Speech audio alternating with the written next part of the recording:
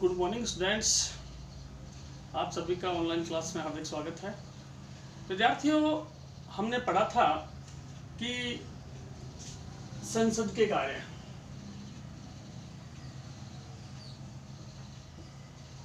संसद के कार्य में सबसे प्रमुख कार्य है विधि का निर्माण।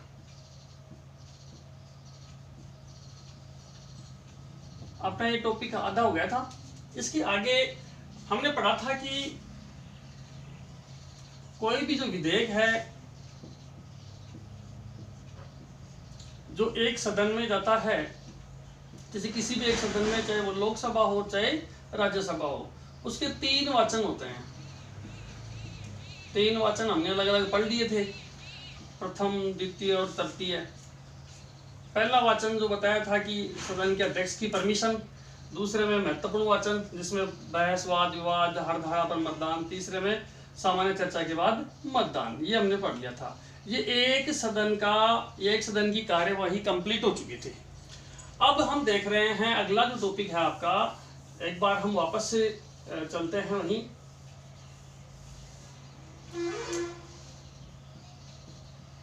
विधेयक दूसरे सदन में, विधेयक दूसरे सदन में मतलब सदन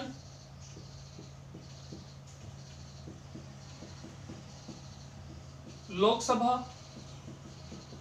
और राज्यसभा, 2 सदन हो गए। इसमें पहले कंप्लीट हो गया 3 वाचन तो इसमें जाएंगे, इसमें पहले कंप्लीट हो गया तो इसमें जाएंगे। मान लेते हैं हम कि हमने पहले लोकसभा में किया, तो अब कहां जाएगा? राज्यसभा में जाएगा।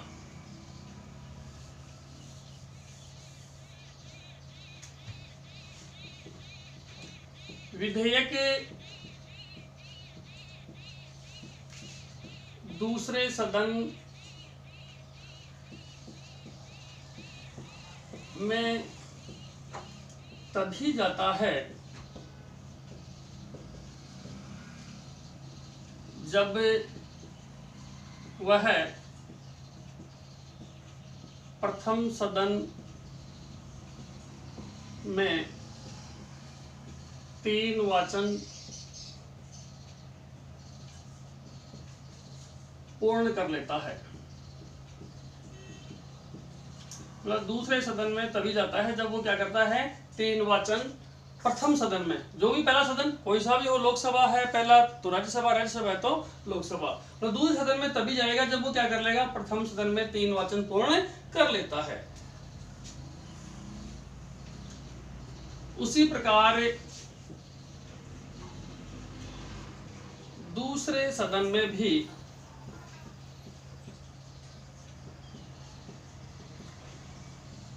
विधेयक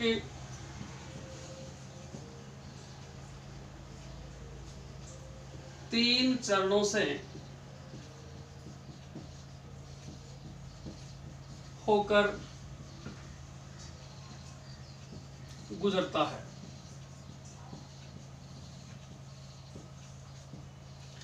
तीन चरण, जिसे आप 3 वाचन भी कहते हैं। पहला, अध्यक्ष की अनुमति, ठीक है। अध्यक्ष की अनुमति का मतलब समझते हैं। अब एक चीज बता दूं, आप इसे राज्यसभा सभापति कहते हैं। और राज्यसभा का सभापति कौन होता है?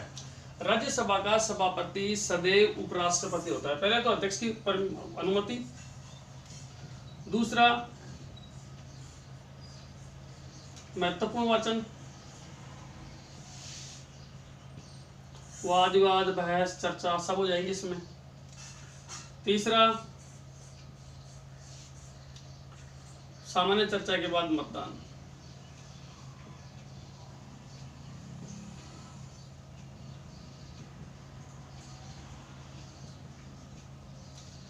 इन 3 वाचन, मतलब ये 3 वाचन जब पूर्ण कर लेता है, उसके बाद विधेयक लगभग अपनी समाप्ति की ओर होता है। मतलब दोनों सदनों का जो कार्य है, संसद का जो कार्य है, विधेयक तैयार करने का वो लगभग पूर्ण माना जाता है।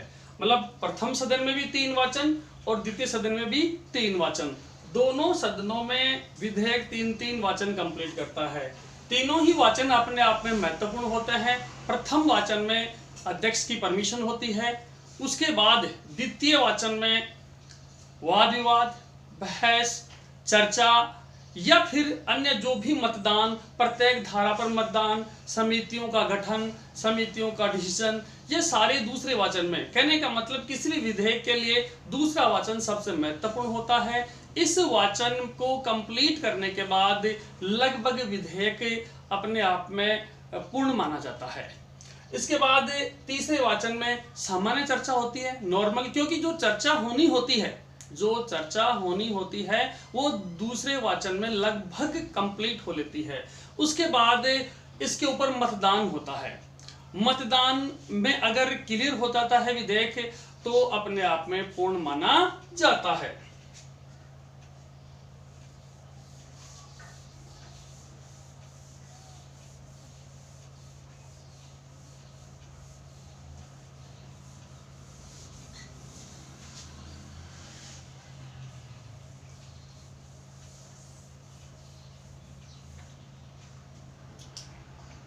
विद्यार्थियों एक चीज बता दूं, कई बार क्या होता है, समझो इधर, लोकसभा ने पारित कर दिया और राज्यसभा ने पारित नहीं किया। इसकी एक अवधि है 6 माह। 6 माह तक अगर इसके ऊपर चर्चा नहीं की जाए तो विधेयक निरस्त समझा जाता है या फिर सदन की अस्वीकृति मानी जाती है। जैसे मान लो लोकसभा ने भेज दिया और राज्यसभा में चला गया, 6 माह तक इस विधेयक पर चर्चा नहीं की तो विधेयक स्वतः ही रुका हुआ माना जाता है कि भाई सदन इस पर चर्चा करने में सहमत नहीं है या फिर सदन नहीं चाहता कि ऐसा कोई कानून, ऐसी कोई लॉ बने। ऐसा एक सिस्टम है। लेकिन मान लेते हैं कोई ऐसा विधेयक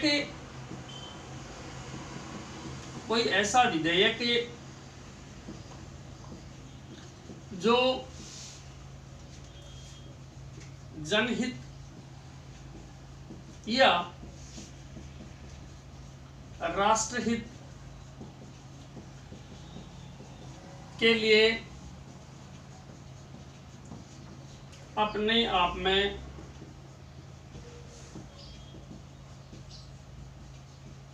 महत्वपूर्ण है। मतलब कोई ऐसा विधेयक जो जनहित या राष्ट्रहित के लिए अपने आप में बहुत ही महत्वपूर्ण है। मतलब कोई ऐसा विधेयक है जो अपने आप में बहुत महत्वपूर्ण है, परंतु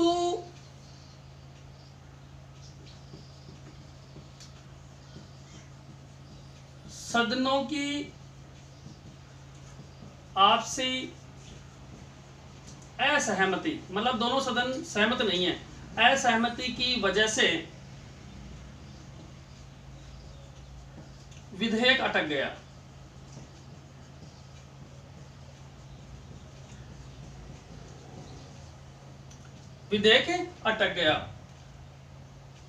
ठीक है, ऐसे समय में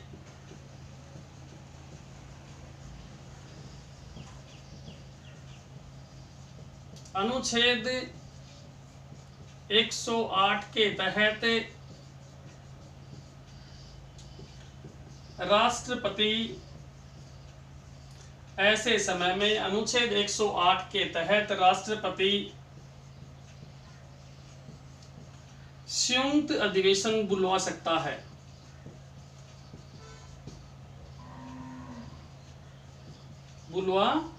है।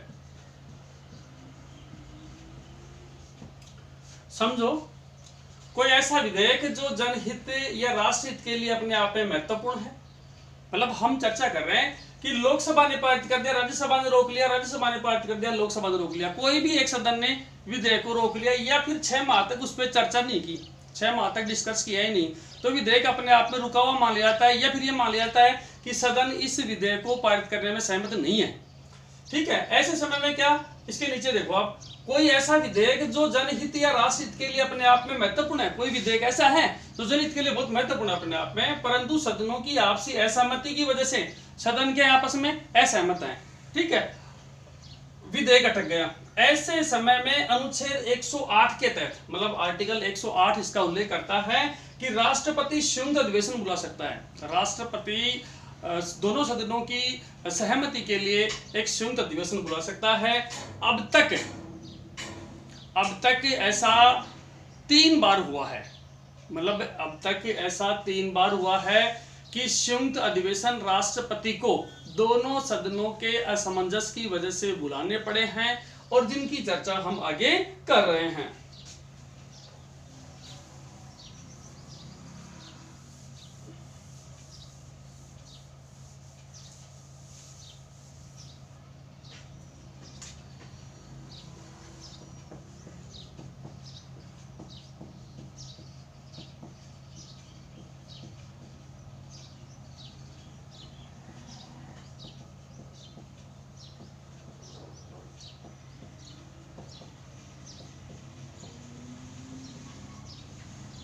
दोनों सदनों के संयुक्त अधिवेशन,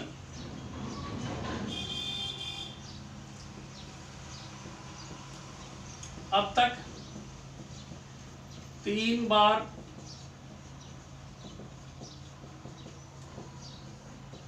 बुलाए गए हैं। एक बात, अब तक कितनी बार बुलाए गए हैं? 3 बार बुलाए गए हैं।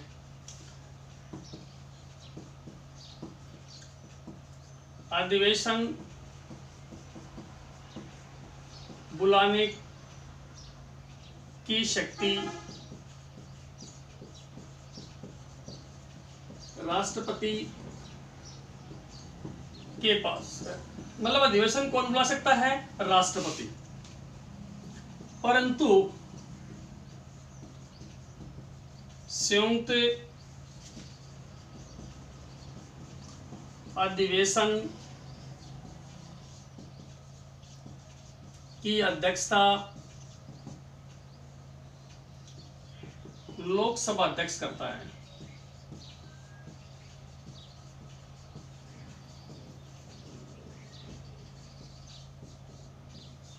परंतु संयुक्त अधिवेशन की अध्यक्षता लोकसभा अध्यक्ष करता है। अध्यक्षता कौन करता है संयुक्त अधिवेशन की? लोकसभा अध्यक्ष। ठीक है, चलो साहब, तो एक बार तो ये समझ लो, दोनों सदनों की संयुक्त बैठक जब भी बुलाई जाएगी, अब तक 3 बार बुलाई गई है। अधिवेशन बुलाने की शक्ति राष्ट्रपति के पास है, परंतु संयुक्त अधिवेशन की अध्यक्षता लोकसभा अध्यक्ष करता है, मतलब राष्ट्रपति नहीं करता, राष्ट्रपति बुला सकता है। ठीक है, चलो साहब,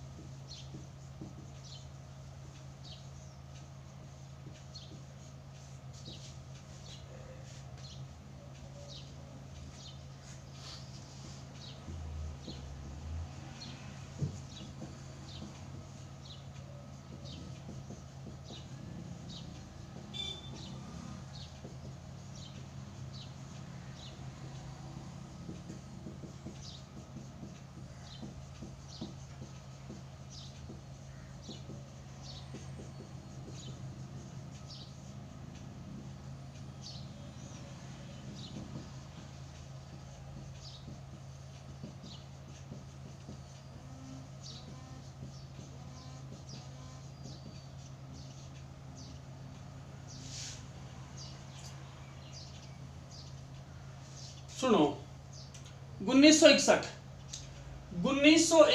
दहेज प्रथा निरोधक कानून, मतलब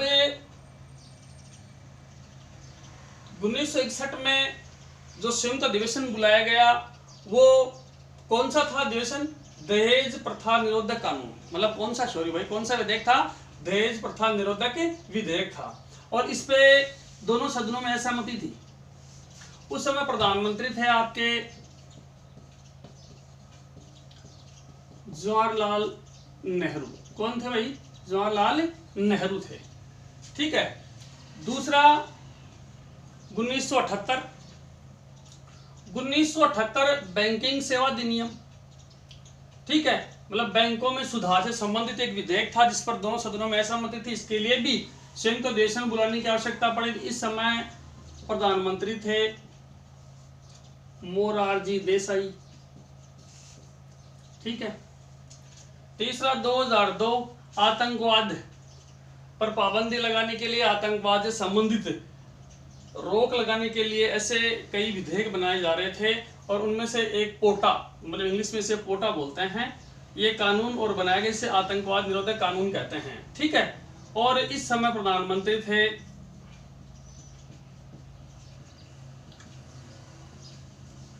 अटल बिहारी वाजपेयी। कौन थे भाई? अटल बिहारी वाजपेयी। मतलब इस समय तो विद्यार्थियों एक बार फिर से रिपीट कर लेते हैं। अब तक बुलाए गए संयुक्त अधिवेशन, मतलब तीन, अभी मैंने बताया था कि 3 अधिवेशन बुलाया गया। 1961 में बुलाया गया देश से संबंधित विधेयक पारित करवाने के लिए, प्रधानमंत्री थे जवाहरलाल नेहरू। 1978 में बनाया गया बैंकिंग सेवा अधिनियम, प्रधानमंत्री थे मोरारजी देसाई। 2002 में बनवाया गया आतंकवाद निरोधक कानून, आतंकवाद से संबंधित। ठीक है। और अटल बिहारी वाजपेयी इस समय थे। नेक्स्ट देखते हैं हम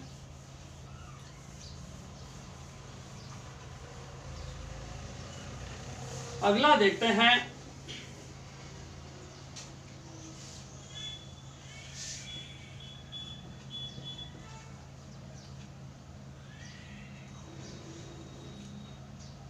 दोनों सदनों की स्वीकृति के बाद, दोनों सदनों की स्वीकृति, लोकसभा और राज्यसभा, या तो अलग अलग स्वीकृति या फिर दोनों की संयुक्त रूप से स्वीकृति। ठीक है। राष्ट्रपति की परमिशन, जो भी हमने 3 पढ़े हैं, ऐसी कंडीशन जो भी है। उसके बाद काम बच गया एक विधेयक जो बन रहे थे। ठीक है। जो विधेयक बन रहे थे ये सीधे किसके पास पहुंचेंगे? अब राष्ट्रपति के पास। राष्ट्रपति की परमिशन के बिना कोई भी विधेयक कानून नहीं बन सकता। मतलब तब तक कानून नहीं बनेगा जब तक राष्ट्रपति की स्वीकृति नहीं मिल जाएगी। अब हम देखते हैं दोनों सदनों पर स्वीकृति हो चुकी है। अब राष्ट्रपति की देखते हैं एक बार।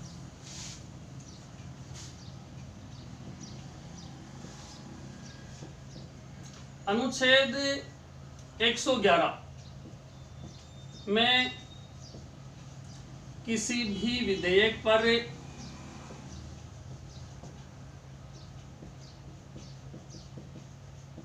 राष्ट्रपति की स्वीकृति का उल्लेख है। किसका उल्लेख है भाई? राष्ट्रपति की स्वीकृति। दोनों सदनों से जैसे ही विधेयक राष्ट्रपति के पास पहुंचता है, पहला राष्ट्रपति उस पर हस्ताक्षर कर स्वीकृति दे। मतलब जाते ही राष्ट्रपति ने क्या कर दिया? हस्ताक्षर कर दिए। दूसरा, मतलब राष्ट्रपति के पास हस्ताक्षर संबंधित चरण बता रहा हूं। राष्ट्रपति ने उसको, मतलब किसको? विधेयक को, उसको पुनर्विचार के लिए सदनों को लौटा दिया। सदनों को लौटा दिया।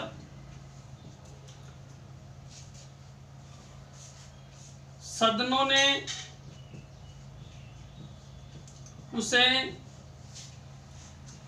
उसी स्थिति में, मतलब जिस स्थिति में राष्ट्रपति ने भेजा था उसी स्थिति में, मतलब कोई काट छांट कोई परिवर्तन नहीं हुआ, उसी स्थिति में वापस राष्ट्रपति को भेज दिया। तो राष्ट्रपति हस्ताक्षर के लिए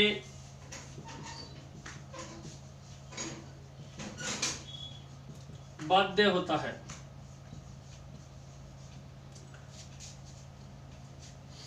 ठीक है। तीसरा, निषेधाधिकार का प्रयोग।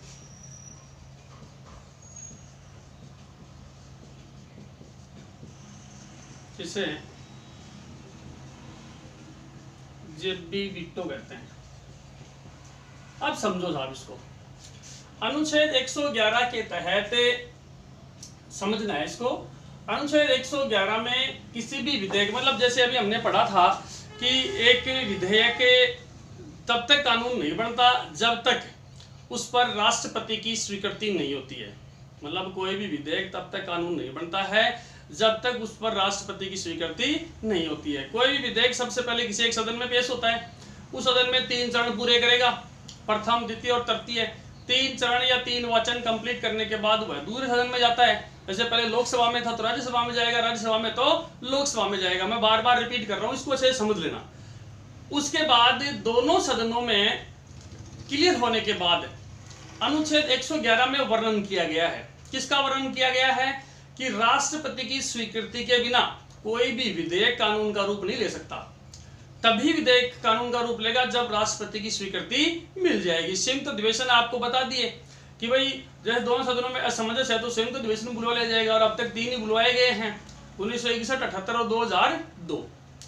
अब जैसे संयुक्त अधिवेशन से मान लो, अलग अलग स्वीकृति से मान लो कानून पहुंच गया राष्ट्रपति के पास। राष्ट्रपति के पास 3 ऑप्शन होते हैं। एक तो जैसे ही विधेयक राष्ट्रपति के पास पहुंचा, राष्ट्रपति ने उसका अध्ययन किया और उस पर हस्ताक्षर कर दिए। जैसे ही राष्ट्रपति ने हस्ताक्षर किए, उसके साथ ही वह कानून का रूप ले लेता है। अब बात करते हैं नंबर दूसरे की। दूसरे नंबर पर राष्ट्रपति क्या करता है? विधेयक को, उसको लगता है कि कहीं ना कहीं जल्दबाजी में या फिर उनकी स्वार्थ हित की नीति के चलते, जैसे भी है, कुल मिलाकर के कानून में कमियां रह गई, और राष्ट्रपति उसे वापस भेज देता है कि एक बार सदन इस पर राष्ट्रपति की अनुमति से पुनर्विचार करें। सदन हो सकता है पुनर्विचार कर ले, हो सकता है नहीं करे। उन्होंने कोई पुनर्विचार नहीं किया और एज इट इज जैसे राष्ट्रपति ने सदनों के पास भेजा था, उसी स्थिति में, मतलब जैसे राष्ट्रपति ने सदनों के पास भेजा था, संसद के पास जो विधेयक भेजा है, उसी विधेयक को उसी स्थिति में राष्ट्रपति के पास वापस भिजवा दिया। अब राष्ट्रपति बाध्य हो गया सर क्या करने के लिए? राष्ट्रपति उस विधेयक पर स्वीकृति देने के लिए या फिर राष्ट्रपति उस विधेयक पर हस्ताक्षर करने के लिए बाध्य हो गया। अब राष्ट्रपति को उस विधेयक पर हस्ताक्षर करने ही पड़ेंगे। राष्ट्रपति इसके लिए बाध्य होता है। चलो साहब, अब देखते हैं तीसरा, निषेधाधिकार का प्रयोग। मतलब तीसरा एक पावर और दो तो आपने पढ़ ली, एक तो हस्ताक्षर और एक पुनर्विचार। पुनर्विचार से अगर वापस आ गई तो बाध्य। अब तीसरा देखते हैं। तीसरा निषेधाधिकार का प्रयोग, जेबी वीटो। सर निषेधाधिकार का मतलब क्या होता है? मतलब एक राष्ट्रपति के पास ऐसी पावर है जिसके मामले में संसद मौन है। संसद राष्ट्रपति से ये नहीं पूछ सकती कि हमने आपको जो विधेयक दिया था आपने उस पर हस्ताक्षर किए या पुनर्विचार के नहीं लौटाया, नहीं किए तो क्यों नहीं किए। ऐसा अब तक नहीं हुआ है कि राष्ट्रपति, मतलब निषेधाधिकार का प्रयोग राष्ट्रपति ने किया है जेबी वीटो का, तो उस पर संसद मौन है। संसद राष्ट्रपति से प्रश्न नहीं कर सकती कि साहब आपने हमारे विधेयक का क्या किया। इस विधेयक के तहत राष्ट्रपति उसको अपनी टेबल पर रख लेता है और मौन रहता है, न तो हाँ और न ना, और वो विधेयक अपने आप में निरस्त समझा जाता है। सर ऐसा कभी हुआ है? एक प्रश्न निकलता है बाहर।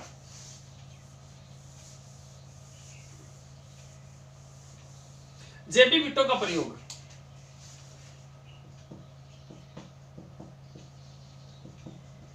निषेधाधिकार का प्रयोग। ठीक है, अब तक एक बार किया गया है, मतलब जेबी वीटो का प्रयोग कितनी बार किया गया है? एक बार। राष्ट्रपति का नाम है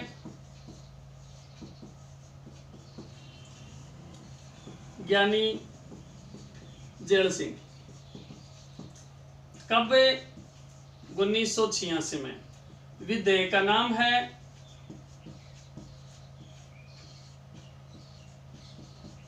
डाकघर संशोधन विधेयक। सुनो, निषेधाधिकार का प्रयोग कितनी बार हुआ विद्यार्थियों? एक बार हुआ है। किसने किया है? राष्ट्रपति का नाम ज्ञानी जैल सिंह है। कब किया था? 1986 में किया था। विधेयक का नाम क्या है? डाकघर संशोधन विधेयक या अधिनियम, मतलब एक एक्ट था डाकघर, क्योंकि भारत में जो डाक प्रणाली है वो 1856 के लमसम, सॉरी भाई 1854, डलहौजी ने ये प्रणाली लागू की थी डाकघर की, और तब से लेकर अब तक डाकघर का सिस्टम वैसे ही चला रहा है। इसमें किसी प्रकार का कोई बदलाव नहीं किया गया है, और इसमें बदलाव के लिए ये अधिनियम लाया गया था। लेकिन साहब ज्ञानी जैल सिंह जी ने क्या किया? न तो इस विधेयक पर स्वीकृति दी, न पुनर्विचार के लिए लौटाया, और उन्होंने क्या किया? उसे जेबी वीटो के प्रयोग के तहत अपनी टेबल पर ही रख लिया, और इसी के साथ वो विधेयक निरस्त हो गया। तो विद्यार्थियों, आज की क्लास में इतना ही। नेक्स्ट अगली क्लास में फिर हम आगे के पॉइंटों पे चर्चा करेंगे। जय हिंद।